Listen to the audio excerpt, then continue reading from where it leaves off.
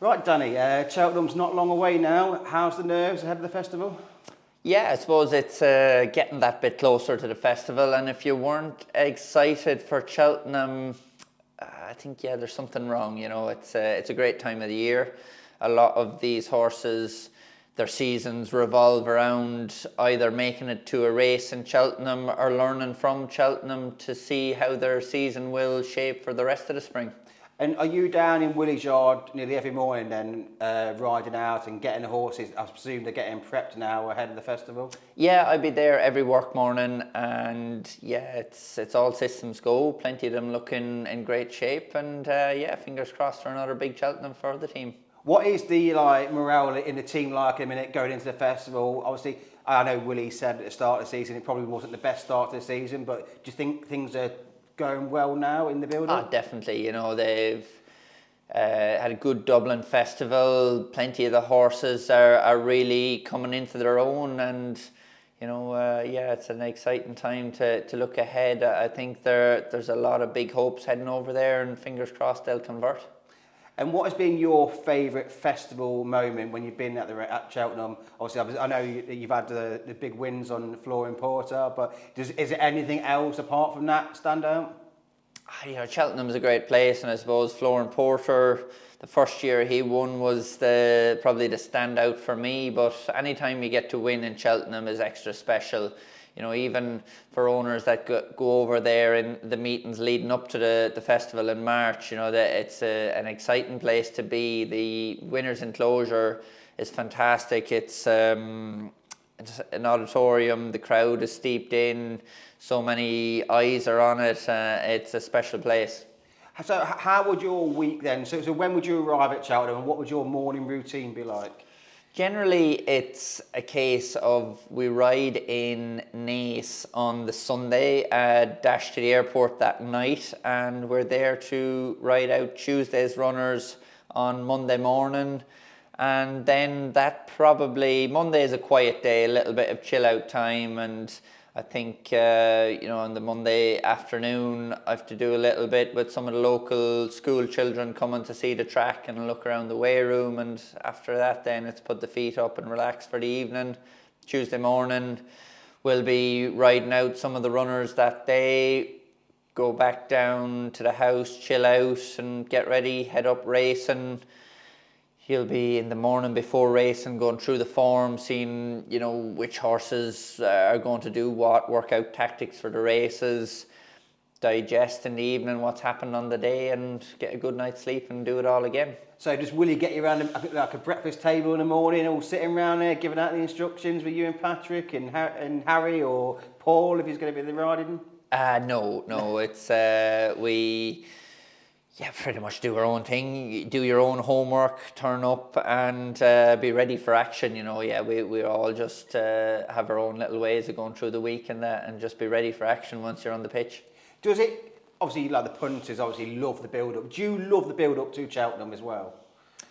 It can be tough going, there's a lot to it, but that in itself speaks volumes for what Cheltenham is. If it wasn't that exciting, well, people wouldn't want to be there as much. So the build-up, everybody chatting about who will do what, which horse will go where, it adds to itself about how big of a week it is. Okay, and then if you could change something at Cheltenham, you could change one thing, what would that be? I was too young to experience the 3-day festival. From a jockey's point of view, I would love a 3-day festival. But, punters, probably trainers, owners, they want as much at Cheltenham as Cheltenham is going to give them. So if anything, I'd say overall there's probably more of a push for a 5-day festival than a 3-day festival. So I won't be getting my way on this one. Yeah, it's I can't ever see them dropping it back down to there with how big Cheltenham is. So obviously we've had already horses pulled out, Narcisco has. Is it really like unnervous time at the minute when in the build-up, just making sure the big names get there?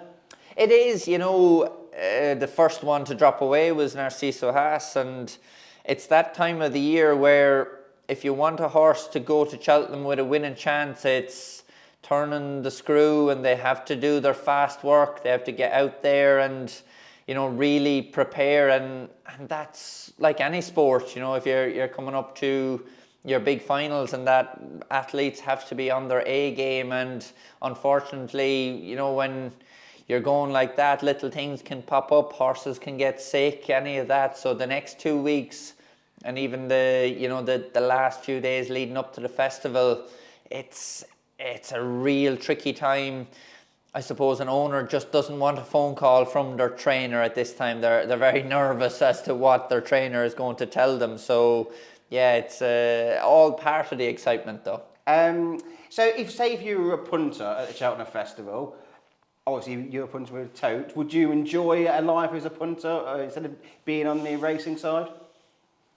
I think, yeah, it's from a punter's perspective, it's as good a week's racing as you get anywhere.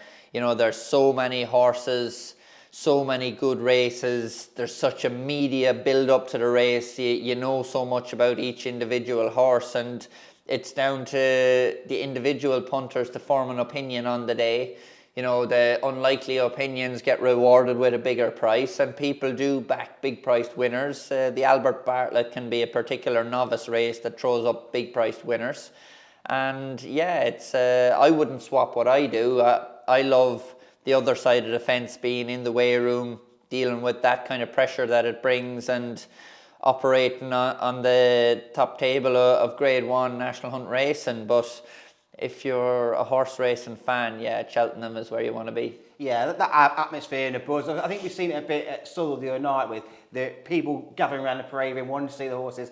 What is that buzz like at Cheltenham when you're walking in through all the fans and everyone's cheering your name? What is that like? It's something unbelievable. You know, you get out to riding the Supreme Novice is something that, you know, every jockey would love to experience, and only few get to. You know, that roar that goes up coming into Cheltenham after winning on a fancied horse, it's an exceptional feeling for anybody. And you know that some of the biggest and the best businessmen in the world want a part of that, and you know that's why they're setting out at the sales during the season, trying to pick a horse that's good enough to go there and do it, because you know that feeling of coming in after Cheltenham, it hits such a wide audience, and so special for anybody involved. Yeah, there's a horse in Willie Mullins which I know you and Patrick and Willie have been looking forward to all year. And he did run Mighty Park, and I've seen you on Danny's diary talking about him. How special could he be? Yeah, he looked very good winning in Fairy House, and you know Willie gave him a big mention recently as well, which is a serious vote of confidence for the horse. But you know he has to go and prove it still. For me, you know he has to step up to the top table, and odds wise I think he's probably a bit skinny. You know there's plenty there that can, you know, go into that race with a big chance of winning. A horse I like in the race is one I've won on earlier in the year, Tote, and he's 16-1, having run a fine race in a Grade 1 to finish second in Naas, where Mighty Park, a very impressive maiden hurdle winner, but he's 9-2, and I know where I think the value is there in both those horses, and that's the beauty of Cheltenham. You know, individual opinions win out on the day, and you've got so many reasons why people can be right and wrong. So you're thinking he's going down the Turner's route then? I know Willie said he wasn't sure, and obviously he thinks he could be the new Forheen, but you'd be Turner's then, would you?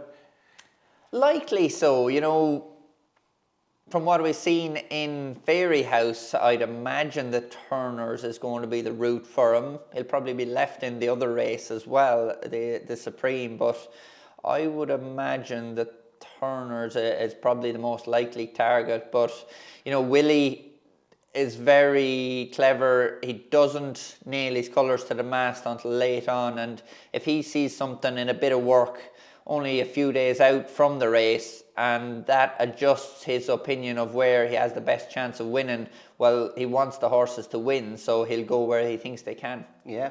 And then let's have a look at the Champion Hill then. So Obviously, we spoke about potentially Constitution here. Well, let's say if Constitution doesn't run, who are you looking forward to, or who do you think will win the Champion this year? The New Lion won last year at the festival.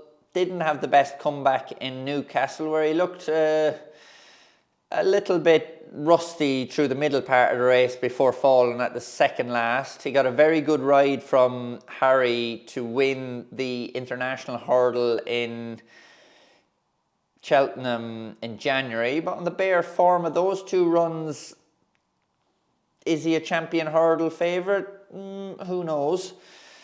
Brighter Days Ahead and Lossiemouth have taken each other on. It's 1-1 from when they've met each other this season, but I think Lossiemouth's Cheltenham form would trump Brighter Days Ahead's Cheltenham form. So in a match of that pair, I think possibly Lossiemouth would be ahead of it.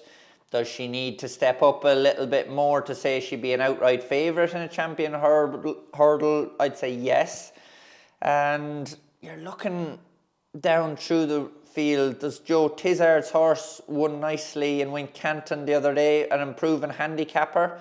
Can he get into the mix? Pony Ross lacked experience in Leopardstown and his first run of the season. Fitness and experience wise, he'll come more into the mix.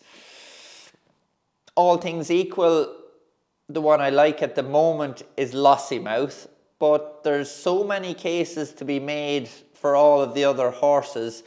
Anybody has the right to think anyone can win, but they can't be bullish enough to say that no other horse will beat them. This is going to be a great champion hurdle. Yeah, and it would be nice to see Lossiemouth turn up a challenge. I know everyone's been banging on about this for the last couple of years, but she is better over 2 mile 4 than the 2 mile trip. So with this probably rain that hasn't seemed to have stopped Danny over the last few weeks, it could end up being a heavy soft on the first day of Cheltenham. Would that mean Lossiemouth may go for the champion hurdle then with it a bit of stamina on its side? It could do. You know, these are all the things that Willie and Rich will be having chats about and factoring all the variables in to see what increases our chance of winning one versus the other. And, you know, at the end of the day, it's a championship race. Yeah.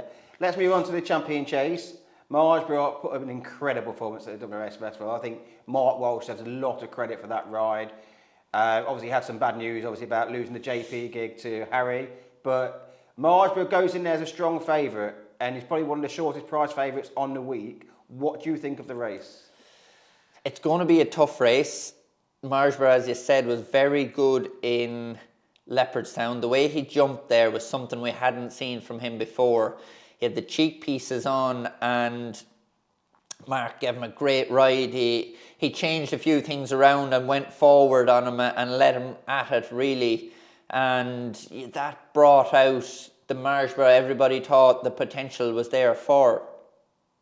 As a novice, Margeborough was probably always doing too much and running keen and his own worst enemy.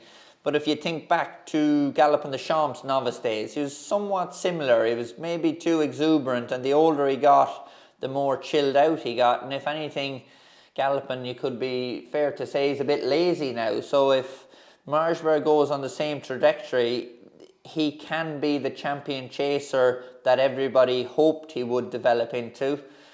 Marine Nationale, last year's winner, went to the last year with Quilixius, and maybe Marine Nationale would have won, but Quilixius, had he not have fallen, would have made a race of it. So, you know, I don't think Marine Nationale would have it his own way. I think if Quilixius had been trained for the race, and I think all the chat is that he's going straight there with the De Bromhead team being happy with him. So that'll be interesting to see.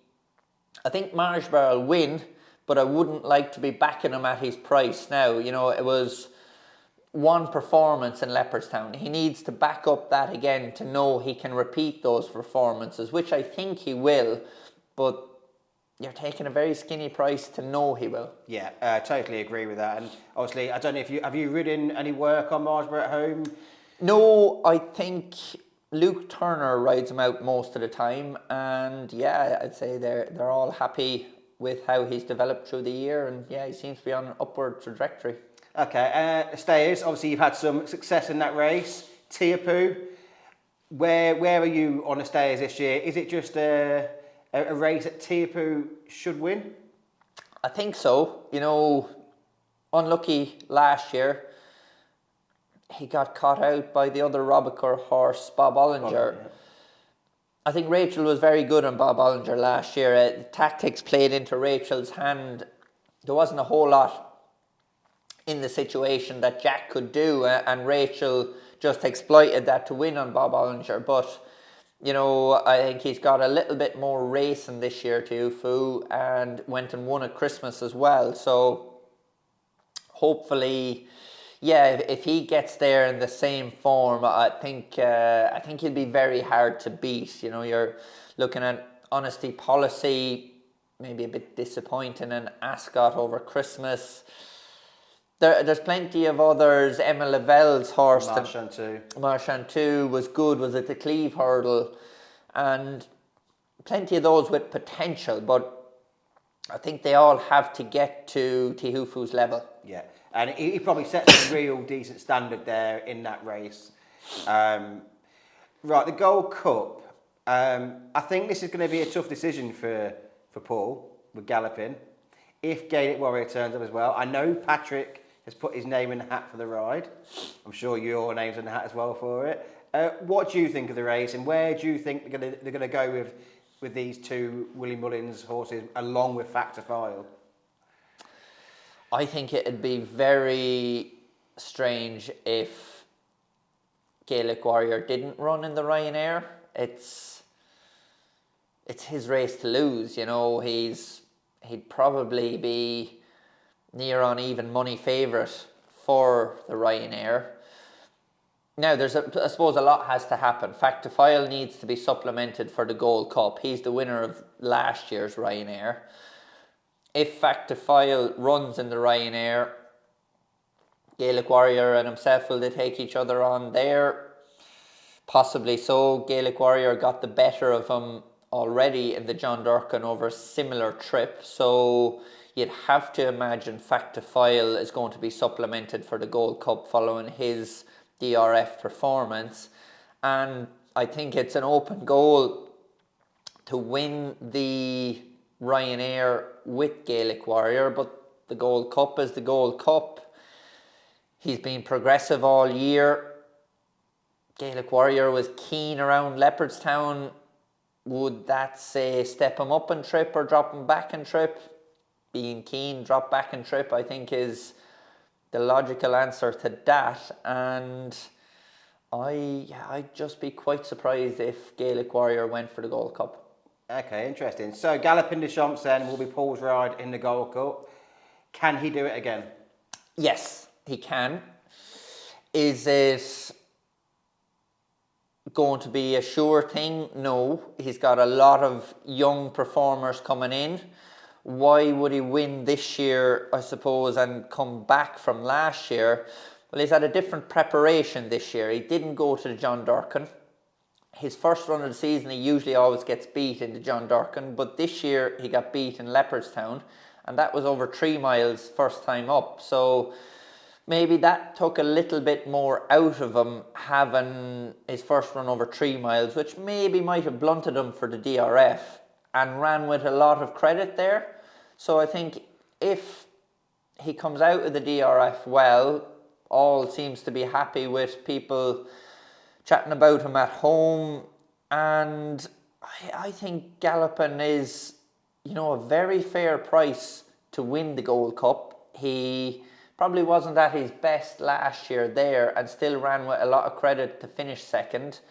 That race probably broke the heart of, I know the way you're thinking, he doesn't seem to have come back at all, and Gallopin is still running at a consistent level and could put in that sparkling performance around the track he really loves. Yeah. Obviously, it's Galloping, obviously, he loves that hill at Cheltenham. Then again, Factify, like you say, won a Ryanair and a Canter last year. If they were coming down to the last, who would you favour, Galloping or Factify, if they were jumping the last together? I suppose that'd depend a lot on how the first half of the race had gone. If Gallopin gets out, gets a nice position and travels with a bit more zest than he did last year, that probably puts Factifile in a position where he's going to need to settle to get the trip. He settled well in Leopardstown, which allowed him to put in his first probably big performance at 3 miles, but he's going up to 3 miles, 2.5 furlongs in the Gold Cup. He needs to be every bit as chilled in the first half of the race as he was in Leopardstown last time. So Factifile is a young up-and-coming horse.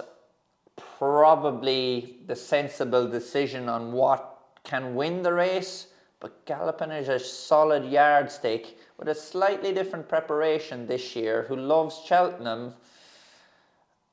I wouldn't nail my colours to either mast there. You know, if being involved with Willie Mullins' stable, I'd love to see both of them fight it out, but you know, Gallopin is somewhat of a people's horse at this stage, and you'd love to see him regain the crown again. Yeah, obviously we can't forget the British Challenge this year in the Gold Cup. It seems extremely strong after that brilliant King George at Kempton. The Jukebox Man, Django Bay, where are you on them? Obviously they're the up-and-coming young stars in Britain. Up-and-coming young stars, and I think if the ground dries out more, it definitely gives them a better chance of winning the race. Both of them would be questionable over the trip, and if it's deep ground, I'd be fancying Gallopin to gruel out in front of them. You know, he'd be a lot tougher, but if the ground dries out, I think you know, the big chances. Django Bay was an Arkle winner, a lot of speed, got the trip around Kempton on nice ground but a flat speed track. The Jukebox Man didn't make it to Cheltenham last year but was beaten in the Albert Bartlett. Now that's only 3 miles, but it's a real tough test for novice hurdlers, and he folded late on. Obviously Ben Paulin is very pleased with him now and thinks he's developed into the staying type that's needed for a Gold Cup, and he's a top class horse, but I think he needs to tick the box on that stamina to win a Gold Cup. It's, you know, if they're all running over 3 miles, I think the King George form could come to the fore, but you look at that and you think the extra few furlongs, will it flip on its head a little bit more? And I think that would put a slight question mark on Django Bay, the Jukebox Man, and the extra distance, for me, says Gaelic Warrior, should be going back for the Ryanair. Interesting. So, is there a horse that we've not mentioned that you're really looking forward to seeing at Cheltenham this year? One that I think might be flying under the radar, a horse that I'd picked out to keep an eye on in the Red Mills hurdle, finished second, Work Ahead for Henry de Bromhead. Needed that extra run to qualify for some of the Cheltenham handicaps, and maybe in the Red Mills didn't jump as fast as you'd like to see for a Cheltenham handicap. So I thought, were they thinking county hurdle? But the jumping in Gorn suggests maybe go Coral, or what was the Coral, whatever, who's sponsoring it this year. I do apologise. But Work Ahead is one for me that's maybe under the radar. Yeah, and obviously it's a bit far out at the minute, but is there any horses that you know you're definitely going to ride at Cheltenham this year? I suppose I'll have an interesting one where I'll be riding for my mother and my father at the festival. Both lively each way contenders in handicap chase. Blazed away one of the handicap chases on day one, and the Pertemps for Letos for my father, Tony Mullins. Yeah, both of those will be double figure prices, but I think would have genuine chances with some big performances already put down during the year.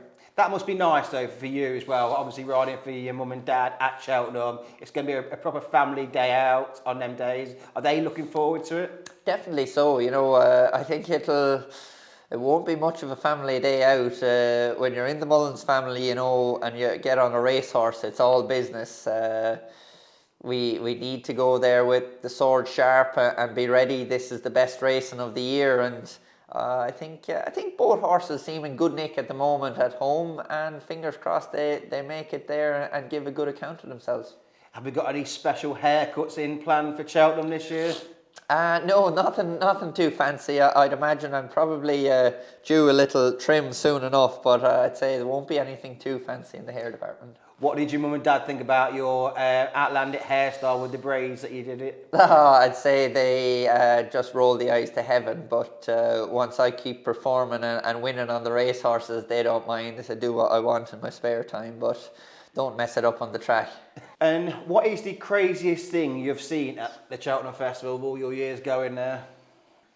It's hard, you know, the Cheltenham, there's a lot of wild things happen during the week. The stories people tell you, even off the track, are fantastic over there, and that's what brings the people back. But for me, one of the wildest and most exciting days was being over there. I was only 14, and my father trained Pedro Bob to win. That was his first festival winner to train, and to lead him back into the winner's enclosure. Barry Connell owned the horse, and I later rode as a retained rider for a few seasons for Barry. So, you know, those early connections with people within the game, that taste of walking into a Cheltenham winner's enclosure was something I'm so glad to have even experienced as a young fella just leading up a horse. And I suppose on the other side of the scale, my mother beat me with her first Cheltenham Festival winner, Martello Tower, when I was second on Mill Sean for Willie. And, you know, a complete roller coaster of events. I thought I'd won the race, but that's Mullins, you know, we'll all go out there and compete. We're never over till it's over. So, yeah, that was some joy and some agony in 2 different days. But at the same time, even the agony for me was fantastic that my mother got to have her first Cheltenham winner. And with a bit of luck this year, if I could deliver winners for both my parents over there, would be something extra special. Yeah, you'll be quite well liked in the family then if you're able to do that this year. Definitely so. Brilliant, Danny. Thanks very much. Brilliant, thank you. Thank you.